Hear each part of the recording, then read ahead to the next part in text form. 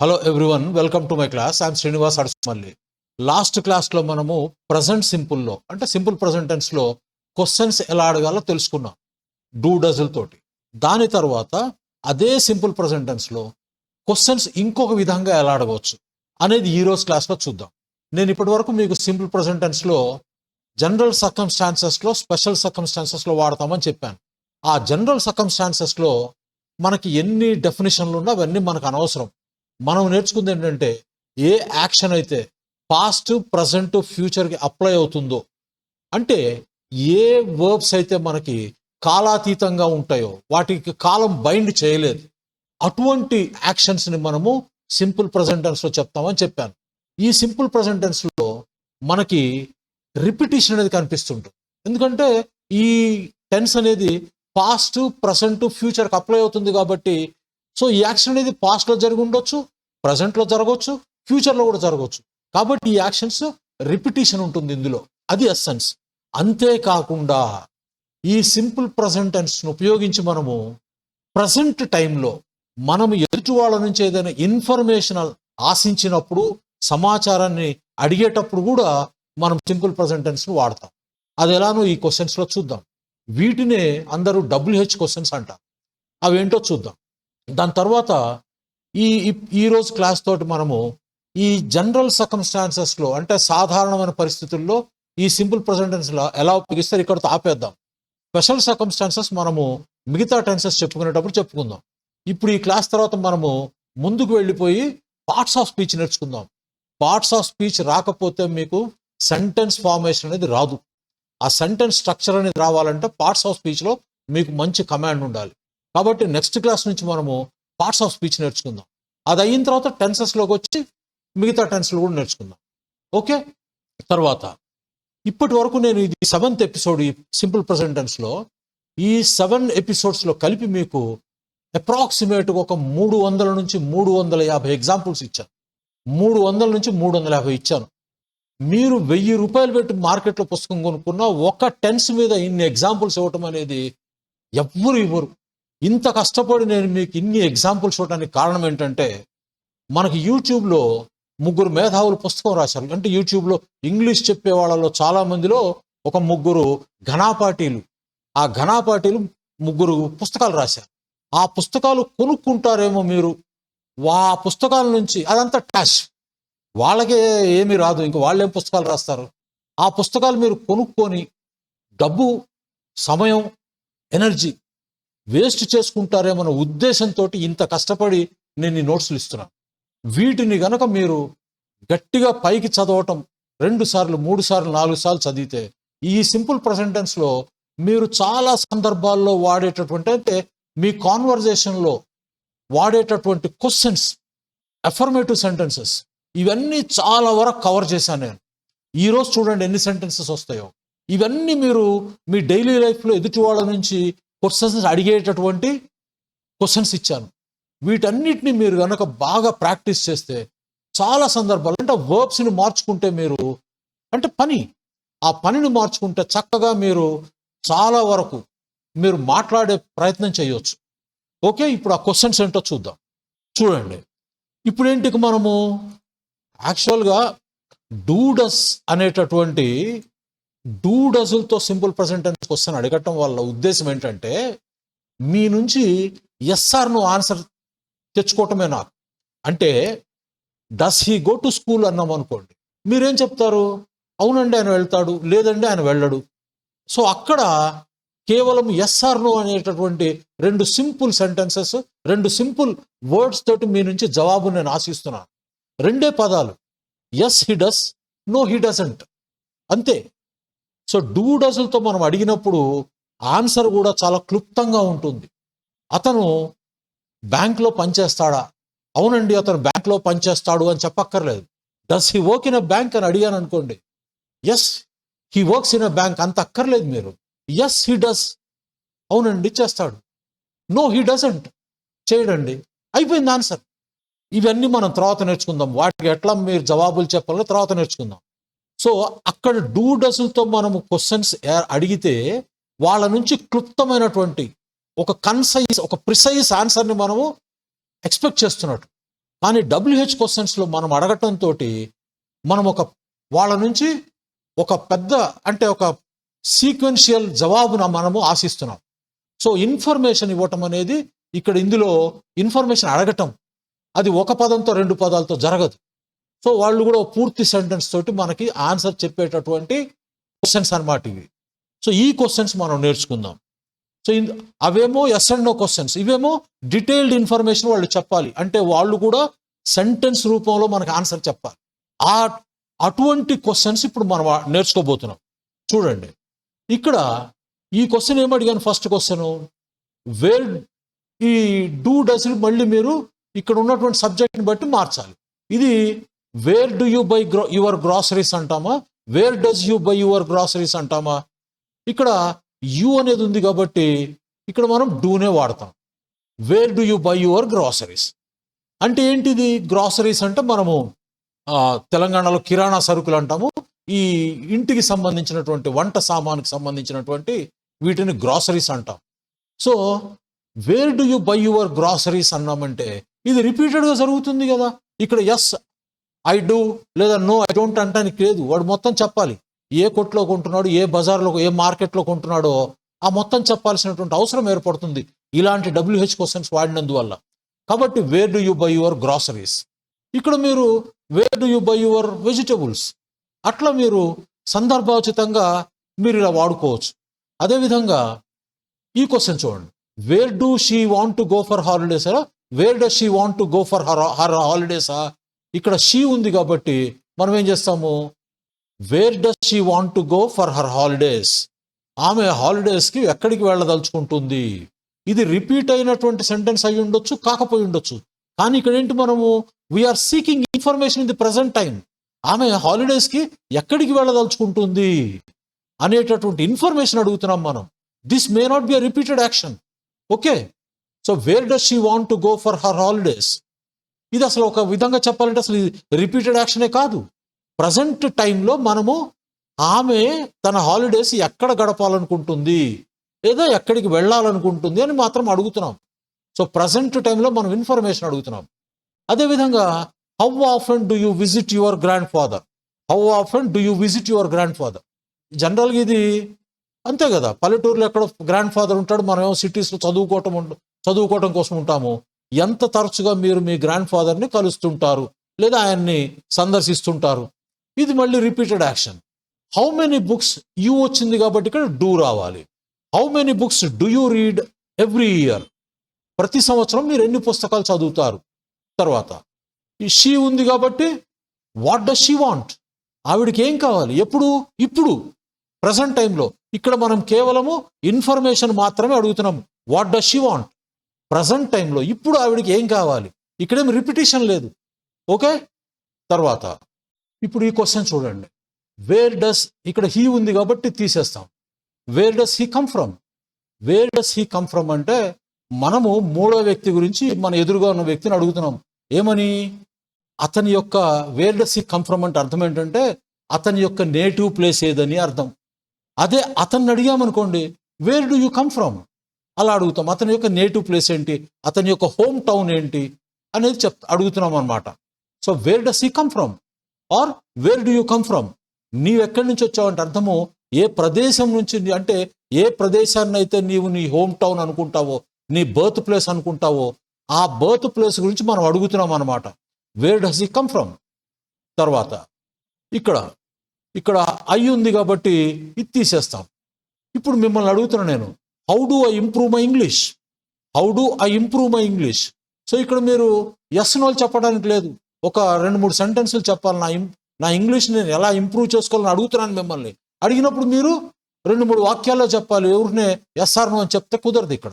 So ఇక్కడ కూడా ఏంటి, రిపీటెడ్ యాక్షన్ కాదు ఇది. మీ నుంచి నేను ఒక ఇన్ఫర్మేషన్ని అడుగుతున్నాను, ఒక సమాచారాన్ని అడుగుతున్నాను మీ నుంచి. సో ఇటువంటి సందర్భాల్లో కూడా మనం సింపుల్ ప్రెజెంట్ టెన్సే వాడతాం. How do I improve my English. తర్వాత మీరు ప్రతిరోజు ఏ న్యూస్ పేపర్ చదువుతారు, నీవు అన్నాను కాబట్టి డూ ఉండాలి ఇక్కడ. సో ఏమంటాము, which newspaper do you read everyday, which newspaper do you read everyday. అదేవిధంగా రామ్ అని ఉంది కాబట్టి ఇక్కడ డూ తీసేయాలి. ఇక్కడేంటి, when does Ram take his lunch, ఇది మళ్ళీ ఇక్కడ repeated action. When does Ram take his lunch, so Ram లంచ్ని ఏ టైంలో తీసుకుంటుంటాడు. తర్వాత మళ్ళీ రవి వచ్చింది కాబట్టి ఇది కూడా మనం తీసేయచ్చు. So how does Ravi go to office, so Ravi ఆఫీస్కి ఎలా వెళ్తాడు. తర్వాత how often Kalyan, how often does Kalyan play cricket, how often does Kalyan play cricket, so ఎంత తరచుగా కళ్యాణ్ అతను క్రికెట్ ఆడుతుంటాడు. How often children is plural కదా, how often do children take their exam, how often do children take their exam, పిల్లలు ఎంత తరచుగా తమ పరీక్షలు మనం తెలుగులో రాస్తారు అంటాం.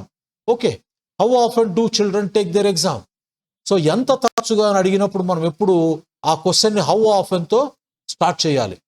తర్వాత హౌ మచ్ మనీ షీ ఉంది కాబట్టి తీసేయండి. How much money does she need to run the family, చూడండి ఎంత చక్కని క్వశ్చన్ ఇది, ఎంత చక్కటి క్వశ్చన్ చూడండి. How much money does she need to run the family, family run చేయటం కోసం, ఫ్యామిలీ నడపడం కోసము ఆవిడకి ఎంత డబ్బులు అవసరము. సో ఇట్లా how much money does she need to run the family. తర్వాత ఫిల్మ్ అన్నాం కాబట్టి సింగులర్ కాబట్టి డస్ వస్తుంది. When does the film begin, when does the film begin. తర్వాత ఇదేంటి, ఇది యూ కాబట్టి తీసేయండి. Wear do you live, wear do you live, నీవు ఎక్కడ నివసిస్తున్నావు. తర్వాత షీ అంటున్నాం కాబట్టి ఇక్కడ కూడా తీసేయాలి. When does she go to office everyday, when does she go to office everyday, ఆవిడ ప్రతిరోజు ఏ సమయంలో ఆఫీస్కి వెళ్తుంది. ఇక్కడ మళ్ళీ యూ వచ్చింది కాబట్టి డస్ తీసేసాం. Why do you love your country, నీ దేశాన్ని నీవెందుకు ప్రేమిస్తున్నావు. తర్వాత ఇక్కడ ఏంటి యూ ఉంది కాబట్టి తీసేసాం. Why do you love the who do you love the most, who do you love the most, నీవు అతి ఎక్కువగా ఎవరిని ప్రేమిస్తావు అని అడగాలనుకుంటే ఇలా అడగాలి. Who do you love the most, who do you love the most, your father or your mother, your father or your mother. అర్థమైందా, మీ ఫాదర్ని ఎక్కువ ప్రేమిస్తావా మదర్ని ఎక్కువ ప్రేమిస్తావా, ఇద్దరిలో ఎవరిని ఎక్కువగా ప్రేమిస్తావు. Who do you love the most. తర్వాత దే వచ్చింది కాబట్టి ఇది క్యాన్సిల్ చేస్తాం, డిలీట్ చేస్తాం. Why do they want more money, why do they want more money, వారికి ఇంకా ఎక్కువ డబ్బులు అవసరం ఏంటి, ఎందుకు కావాలి వాళ్ళకి. సో ఇది కూడా ఇన్ఫర్మేషన్ సీక్ అడుగుతున్నాం మనం. తర్వాత సరిత అన్నాం కాబట్టి డూ తీసేస్తాం. How often Saritha, how often does Saritha go to the temple, మనమే అడుగుతున్నాం ఆవిడ ఎంత తరచుగా, ఈ సరిత అనే అమ్మాయి ఎంత తరచుగా టెంపుల్కి వెళ్తూ ఉంటుంది అని. తర్వాత how much salt does man need everyday, man కదా కాబట్టి డూ రాదు ఇక్కడ, man. How much salt does man need everyday. Okay, how much salt does man need everyday, మనిషికి ప్రతిరోజు ఎంత ఉప్పు అవసరము. బ్యాంక్స్ అంటున్నాం కాబట్టి తీసేద్దాం. When do the banks open in your city, when do the banks open in your city, మీ సిటీలో బ్యాంక్స్ ఏ సమయంలో ప్రారంభమవుతాయి. ఇది మళ్ళీ రిపీటెడ్ యాక్షను. షీ అంటున్నాం కాబట్టి తీసేద్దాము. Why does she change her clothes so often, why does she change her clothes so often, so ఆవిడ బట్టలు మార్చుకోవటం అంత తరచుగా ఎందుకు చేస్తుంటుంది. మనకు అనవసరం క్వశ్చన్ ఇది. పూర్వం మా చిన్నప్పుడు జంధ్యాల సినిమా వచ్చింది ఒకటి, ఆ సినిమాలో శ్రీలక్ష్మి మాట్లాడితే నేను చీర మార్చుకొని వస్తాను గదిలోకి వెళ్తుంటుంది. అంటే ఒక పెళ్లి సందర్భంలో పెళ్లి జరుగుతుంది ఆగిపోతుంది, జరుగుతుంది ఆగిపోతుంది అనే సందర్భంలో అనమాట. జంధ్యాల గారి సినిమా చాలా బాగుంటుంది, అది సినిమా పేరు గుర్తులేదు కానీ ఆ సినిమా గుర్తొచ్చింది ఇది రాసినప్పుడు. So why does she change her clothes so often, ఆవిడ తన బట్టల్ని ఎందుకు అంత తరచుగా మార్చుకుంటుంది. తర్వాత మళ్ళీ ఇక్కడ షీఏ వచ్చింది కాబట్టి what does she read when she is on holiday, what does she read when she is on holiday, ఆవిడ సెలవులకు వెళ్ళినప్పుడు ఏం చదువుతుంటుంది. హౌ మెనీ లాంగ్వేజెస్, ఇక్కడ డూ వచ్చింది కాబట్టి డస్ తీసేద్దాం. How many languages do you speak, how many languages do you speak. నిన్న నేను లాస్ట్ ఎపిసోడ్లో మీకు పెట్టాను కదా, Anand speaks 6 languages, Anand doesn't speak 6 languages, does Anand speak 6 languages అని చెప్పాను కదా. రియల్గా నా ఫ్రెండ్, అతని పేరు ఆనందే, అతను 6 భాషలు మాట్లాడతాం. అతని డిగ్రీలు మొత్తం రాయాలంటే ఒక 2 లైన్లు రాయాలి మనం. అతను నాకు మంచి స్నేహితుడు చిన్నప్పటి నుంచి. సరే హైదరాబాద్లో పెరిగిన వాడికి ఇంగ్లీషు హిందీ తెలుగు వస్తాయి. సో వాడికి తెలుగు, ఇంగ్లీష్, తమిళ్, తెలుగు, ఇంగ్లీష్, హిందీ, తమిళ్, మరాఠీ, కన్నడ 6 భాషలు కన్నడ వాళ్ళు మాట్లాడినట్టు, మరాఠీ వాళ్ళు మాట్లాడినట్టు మాట్లాడతాడు. 6 భాషలు మాట్లాడతాడు. So how many languages do you speak అలా అడుగుతాం. ఇది చూడండి. Why does the sun rise in the east? Why does the sun rise in the east? సూర్యుడు తూర్పునే ఎందుకు ఉదయిస్తాడు? క్వశ్చనేగా, ఇలా అడగొచ్చుగా, అది రోజు జరుగుతుందిగా. సింపుల్ ప్రెజెంట్ టెన్స్లో అడుగుతాం. Why does the sun rise in the east? Why does the sun rise in the east? ఎందుకు చెప్పండి. చిన్నప్పుడు చదివారు ఇవన్నీ. తర్వాత when do classes start? When do classes start? తర్వాత ఇది కూడా ఒక మంచి question. How do I get to the nearest restaurant? How do I get to the nearest restaurant? కాకపోతే మనం ఇలా తెలిసిన వాళ్ళని అడుగుతాం కానీ మరీ తెలియని వాళ్ళని ఇలా అడగము. ఒక క్వశ్చన్ కోసం రాశాను. లేదు మనకు పరిచితులు పరిచయం లేకపోయినా ఒక 5 నిమిషాలు వాళ్ళతో మాట్లాడి, ఏదో ఊరికి వెళ్ళాము, ఏదో బిజినెస్ వాళ్ళతో మాట్లాడాము, అప్పుడు మనకు కొంత పరిచయం ఏర్పడుతుంది. కాబట్టి ఆ సందర్భంలో మనం ఇలా how do I get to the nearest restaurant ఇలా అడగవచ్చు. ఓకే. తర్వాత how do stars produce light? నక్షత్రాలు కాంతిని ఎలా ప్రొడ్యూస్ చేస్తాయి? ఇది కూడా మంచి క్వశ్చన్, జీకే క్వశ్చన్. ఇలా మీరు ఇంగ్లీష్లో కూడా అడగవచ్చు. తర్వాత ఇది last question. How do you convince your boss? ఇది మళ్ళీ నేను ప్రజెంట్లో అడుగుతున్నాను. ఇది ఇన్ఫర్మేషన్. నీ బాస్ని నువ్వు ఎలా కన్విన్స్ చేస్తావు? ఇవన్నీ ప్రజెంట్ టైంలో అడుగుతున్నటువంటి question. How do you convince your boss? So ఇలా మనము అంటే ఎదుటి వాళ్ళ నుంచి 2-3 వాక్యాల్లో, అంటే పొడి మాటల్లో కాకుండా వాళ్ళ నుంచి కొంత ఇన్ఫర్మేషన్ని డ్రా చేయాలి లేదా మనం అడగాలి అనుకున్నప్పుడు ఈ WH క్వశ్చన్స్ తోటి మనం క్వశ్చన్స్ ఫామ్ చేస్తాం. ఇందులో కూడా నేను నోట్స్ ఇచ్చాను, హోంవర్క్ ఇచ్చాను. హోంవర్క్లో మీరు ఇప్పుడు మనం చెప్పుకున్నవి కాకుండా ఇంకొక 40 క్వశ్చన్స్ ఏమో ఇచ్చాను. ఈ క్వశ్చన్స్ అన్ని మీరు ఎంత చక్కగా మీరు పైకి చదువుతూ ప్రాక్టీస్ చేసుకుంటే అంత త్వరగా మీరు ఇంగ్లీష్ మాట్లాడగలరు. చూడండి, ఒక్క సింపుల్ ప్రజెంటేషన్ మీద ఇంకా అయిపోలే, మనకి ఇంకా ఉంది. స్పెషల్ సబ్ క్వశ్చన్ ఆన్సర్స్ ఉంది. ఇంకా సగానికే నేను దాదాపు 350 క్వశ్చన్స్ ఇచ్చానంటే, సెంటెన్సెస్ ఎగ్జాంపుల్స్ ఇచ్చానంటే ఎంత కష్టమో చూడండి. దీన్ని ఉపయోగపెట్టుకోండి. ఇలా మీకు చెప్పేవాళ్ళు, మీకు నిజంగా చెప్తున్నాను, మీరు తలా 1000 రూపాయలు ఇచ్చినా కూడా, అంటే ఇంతమంది మీద తలా 1000 రూపాయలు ఇచ్చినా ఎవరు చెప్పరు. ఓకే, దాన్ని ఉపయోగపెట్టుకుంటే మీకు దానివల్ల మీరు నేర్చుకుంటే ఫ్యూచర్లో నా స్టూడెంట్స్ ఉన్నారు. ఈ రోజున చాలామంది గవర్నమెంట్ సర్వీసుల్లో ఉన్నారు, డిప్యూటీ సూపరింటెండెంట్ ఆఫ్ పోలీస్ ఉన్నారు. ఈ రోజు కూడా మ్యాషార్ అనే పిలుస్తారు. ఆ గౌరవం మనకి ఈ ఒక్క ఫీల్డ్లోనే వస్తుంది. మన స్టూడెంట్ ఎంత పెద్ద పొజిషన్కి వెళ్ళినా గురువుని ఎప్పుడు సార్, మాస్టారు, టీచర్ గారని పిలుస్తారు. ఇంకా ఏ ప్రొఫెషన్లో ఇది గౌరవం దొరకదు. అర్థమైందా? అది దృష్టిలో పెట్టుకొని నేను ఇంత కష్టపడి చెప్పా కదా, నేను ఇంగ్లీష్ వాడిని కాదు, మీకోసం కష్టపడి మీరు అర్థం చేసుకోలేరు. అది మీరు అసలు మీ ఊహకు కూడా అందలు, మీరు ఆ కాంప్రహెండ్ చేసుకోలేరు నేను పడుతున్న కష్టం. కానీ దాన్ని ఉపయోగపెట్టుకోండి, చక్కగా చూడండి. మొత్తం ఈ ఎగ్జాంపుల్స్ అన్నీ చెయ్యండి, హోంవర్క్ చేయండి, చేసి మీరు వాటిని ఎక్కువగా ప్రాక్టీస్ చేయండి. 3 నెలల్లో మాట్లాడచ్చు మీరు రోజుకి 4 గంటలు చదివితే. ఇది కాకుండా మనకు కొంతమంది స్టూడెంట్స్ వాళ్ళు సొంతంగా రాసి నాకు ఈమెయిల్స్ చేశారు కొన్ని సెంటెన్సెస్. రేపటి క్లాస్లో అవి ఇస్తాను, అవి కూడా బాగున్నాయి. సో స్టూడెంట్స్ సొంతంగా రాసినవి కూడా మీకు ఇస్తాను, అవి కూడా చదవండి. Okay, thank you. Next class నుంచి మనము దానికి వెళ్ళిపోదాం, పార్ట్స్ ఆఫ్ స్పీచ్కి. క్లాస్ నచ్చితే లైక్ చేయండి అప్ప, లైక్ చేయండి, కామెంట్ చేయండి, ప్యాసివ్గా నేర్చుకోవద్దు. ఓకే, లైక్ చేయండి. ఇంకా బాగా నచ్చితే సబ్స్క్రైబ్ చేసుకోండి. మొత్తం చూస్తే మీకు ఉపయోగం.